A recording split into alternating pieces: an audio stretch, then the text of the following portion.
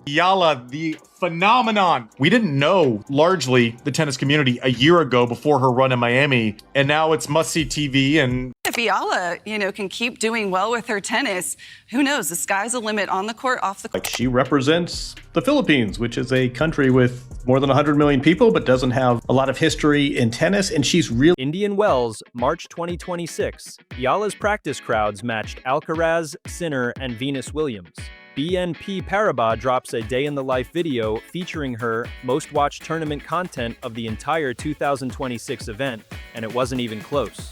Before that, the Australian Open assigned her court 6, and the Filipino Army turned Melbourne Park into a hostage situation. 196,000 people watched her press conference alone, burying Djokovic, erasing Alcaraz. Navratilova watched from the broadcast desk and called it a scheduling mistake on live television. Absolutely, and that there's a certain stepladder that you have to go through before you get to elite sports, so it starts really in high school. Wilander had already delivered the verdict on TNT Sports, comparing her feel, her hands, her shot-making instinct to John McEnroe's peak 1980s wizardry. That comparison is the bombshell, because McEnroe didn't just dominate courts, he built cults. And what Wilander confirmed is that every tournament which buried Eala on small courts, wrong time slots, and forgotten scheduling blocks handed the Filipino Army its next recruitment drive. John McEnroe drops. Bombshell, every tournament that ignored. Yala's Filipino Army just made them 10 times bigger. James Blake admitted it publicly. The WTA built an entire tournament in Manila to stop the bleeding. Subscribe for forensic tennis analysis that goes where mainstream coverage refuses. The full breakdown starts now.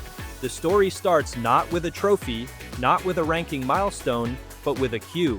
January 2026, Melbourne Park. Alexandra Eala's first-round Australian Open match was assigned to Court 6. What showed up was something the Australian Open had genuinely never seen before. Hundreds of Filipino fans formed a line that snaked through the grounds, past food stalls, past other match venues, all the way back toward Rod Laver Arena. Many of them never got inside. The court reached capacity early. Those who did squeeze in stood packed into every available space. Filipino flags covered every sight line. Chants of Laban Alex, Fight Alex in Tagalog rattled the walls of a venue that was never designed to contain this kind of energy. That day, the Australian Open broke its own single-day attendance record. 20-year-old Filipino tennis star Alex Eala has sent Melbourne Park crowds into an absolute frenzy. We'll go live to 101,696 spectators across the grounds. The loudest, most chaotic corner of Melbourne Park was a small outside court where a 20-year-old from Quezon City was playing her first ever Grand Slam main draw match. Martina Navratilova, watching from the Tennis Channel broadcast desk, did not mince her words. The organizers, she said, needed to keep far more in mind where players are from and what their actual fan base looks like on the ground. Lindsay Davenport was more direct. Yala probably needed to be on a bigger show court. An 18-time Grand Slam champion and a 3-time Grand Slam champion were telling a major tournament on live television that it had fundamentally misread the room. The misread had precedent. Go back to March 2025, the Miami Open. Yala entered as a wild card ranked 141st in the world, which meant tournament organizers had every statistical reason to treat her as a footnote. She was given smaller courts, standard scheduling, no special treatment. What followed was one of the most disruptive runs in recent WTA history. She eliminated Jelena Ostapenko, then reigning Australian Open champion Madison Keys, then world number 2 Iga Swiatek, all in straight sets, before losing to Jessica Pegula in the semifinal. With each win, the Filipino community in South Florida multiplied visibly inside the grounds. By the time the Swiatek match arrived, the atmosphere had transformed into something Pegula would later describe with genuine surprise, saying of Eala, "She is really good, a really good tennis player. We are not going to see enough of her." It was Yala is the match that I was looking at, and there was people like wrapped around the stadium just trying to get in, which is pretty crazy. That reaction is the engine of this entire story. Where did all these fans come from? The answer is structural, not spontaneous. Over 10 million Filipinos live outside the Philippines.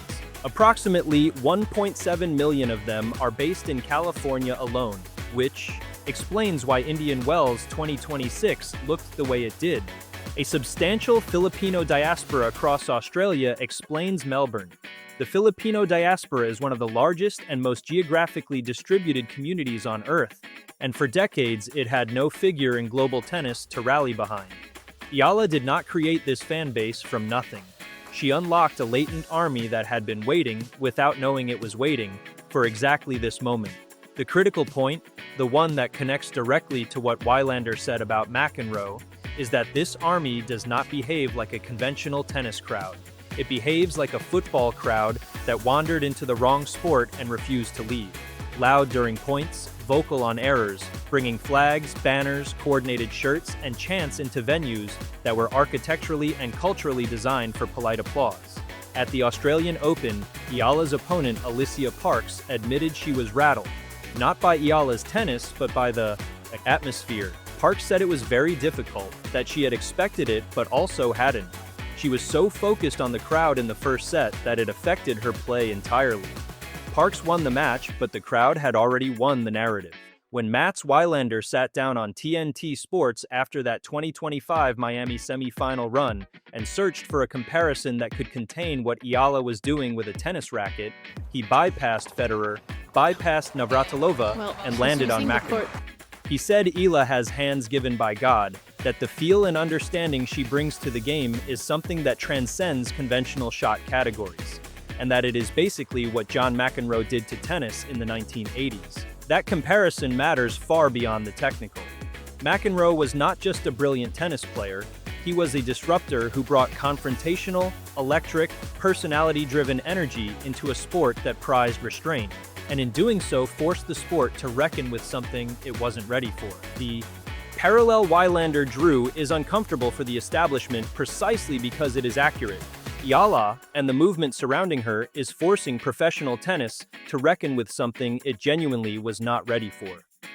Alex is someone I get along very well with on and off the court. Again, another physical battle, but the WTA's scheduling apparatus was built around a logic that prioritizes ranking and seeding. First week match assignments flow from draw position, not from fan demand or cultural significance. This system worked efficiently for decades because the fan base for any given player was, broadly speaking, predictable and proportional to their ranking. Yala destroyed that model. A player ranked outside the top 100 should not be selling out practice sessions. A wildcard entry should not be generating atmosphere comparable to a Grand Slam final. The system had no mechanism for processing what was happening, so it defaulted to its existing logic and kept making the same mistake on a loop. At the Australian Open 2026, the answer was Court 6, fans locked out, Navratilova's public rebuke following on Tennis Channel. Then came Dubai 2026, where Yala drew packed crowds through her quarterfinal run, with many having traveled specifically to watch her play. If Yala, can keep doing well with her tennis, who knows, the sky's the limit on the court. At Indian Wells, the BNP Paribas Open posted a day-in-the-life video featuring Yala that became the tournament's most watched YouTube content of the entire 2026 event by a distance. Philippe Dor, the BNP Paribas Open's executive director, told Front Office Sports, "We love every minute of it, we benefit from it, we promote it." That is a tournament director openly acknowledging that Yala's fan base is a commercial asset, not a logistical inconvenience. The contrast with the Australian Open's Court 6 decision, made just 2 months earlier, is stark. James Blake's pre-Miami 2026 interview was the clearest public admission that the sport had been operating with faulty intelligence. Speaking on Tennis Channel, Blake referenced the 2025 Miami scheduling directly, saying he had learned his lesson that Fonseca needed to be on stadium. A tournament director was publicly revising his entire operating philosophy because the evidence had become impossible to ignore. He addressed Yala in the same breath, saying the international interest in both players is so high that Miami's identity as a cultural melting pot means they need to be on center court because their fan bases are worldwide. He concluded by saying these might feel like home matches for both of them. The data trail behind that revised philosophy is worth examining closely. Yala's pre-tournament press conference at the Australian Open drew 196,000 views, nearly double Djokovic's, more than 6 times Alcaraz's figure on the same day. Aryna Sabalenka, a 2-time Melbourne champion, recorded 9,000 views for her pre-tournament press conference. Yala's Instagram following approached 1 million by the time the Indian Wells tournament began, more than double the followings of players ranked significantly above her, including Pegula, Keys, and Anisimova. These are not vanity metrics, they are demand signals, and they were visible to anyone who chose to look at them. The Australian Open chose not to look and paid for it with Navratilova's very public verdict. Novak Djokovic, who has more experience than almost anyone alive with what it means to generate polarizing crowd energy, called the situation around Yala's fanbase a good problem to have. Andy Roddick said it is the type of story you cheer for because it is simply great for tennis. Coco Gauff, who lost to Yala in the 3rd round at Indian Wells, acknowledged the crowd dynamic with a maturity that impressed observers. After defeating Yala in Dubai, Gauff addressed the pro-Yala crowd directly, thanking Alex for bringing a new demographic into the sport entirely. I wasn't able to win that same way because she started to play more aggressive, go for her shots a little bit more, so... That is a world number 4, one of the most celebrated young players in the game, crediting a lower-ranked opponent for expanding tennis's audience in a way that she herself had. Not managed, Tommy Haas, tournament director at Indian Wells, offered perhaps the most revealing institutional response of all. He said that having all the Philippine fans coming to support Yala was fantastic, and that you want that new atmosphere in your event. That framing, new atmosphere, is the key phrase. What Haas was acknowledging, without saying it explicitly, is that the Filipino Army represents something the sport has not previously had. A non-traditional tennis nation mobilizing at elite-level volume. Tennis has always had passionate national fan bases. Spain behind Nadal, Serbia behind Djokovic, Switzerland behind Federer. Those nations carried decades of professional success and established infrastructure into their support.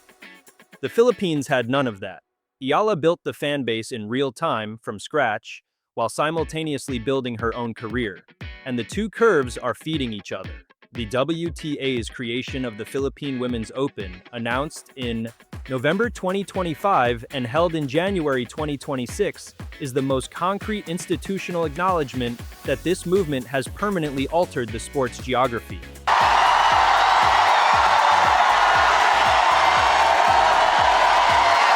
The event was the first WTA-sanctioned tournament ever held in the Philippines. Tickets for the final sold out before Yala had even confirmed her participation. Not a tennis story so much as a cultural phenomenon wearing tennis clothes. Yala herself has been measured and precise about what she thinks is happening. She told Front Office Sports she did not expect this kind of fan base or crowd rallying behind her. So I think those back and forths were really intense for me, and I'm happy that On Andy Roddick's podcast, she described the moment in 2026 when she finally accepted that the scale of support was real, saying that every week they just kept coming, and she had to accept it, absorb it, and understand she was in a genuinely good position. She added that she does not know how long it will last, so she is trying to enjoy it while it is happening. The 20-year-old at the center of the most significant fan mobilization in recent WTA history is approaching it with more strategic clarity than most of the tournament directors who have been scrambling to accommodate her. The Wilander-McEnroe comparison was never just about tennis technique. It was about what happens when a player arrives who operates outside the established vocabulary of the sport. Someone whose presence reorganizes the room before they even pick up a racket. McEnroe did that in the 1980s through personality and genius in equal measure. Yala is doing it through a combination of genuine talent and a nation of over 115 million people that had been waiting for exactly this signal. Each scheduling error, each small court assignment, each overlooked slot fed the same outcome. The Filipino Army does not shrink when it is ignored. Navratilova delivered the verdict on live television. Blake walked it back in a pre-tournament interview. The data had been visible the entire time. The sport had its warning signs. It chose not to read them. Heading into the European clay season with the French Open on the horizon, Every tournament director on that circuit is looking at their scheduling spreadsheet with a question they did not have last year. Where exactly do we put Yala, and what happens to our ticket sales if we get it wrong? If this breakdown gave you something the highlight reels did not, the structure behind the phenomenon, the institutional failures, the data trail that explains why this movement keeps accelerating, then subscribe. Every week on this channel covers tennis at the level it actually deserves. Forensic, verified, and built for fans who already know the sport and want to understand what is happening beneath the surface. Hit the subscribe button, turn on notifications, and stay ahead of every story before the mainstream catches up.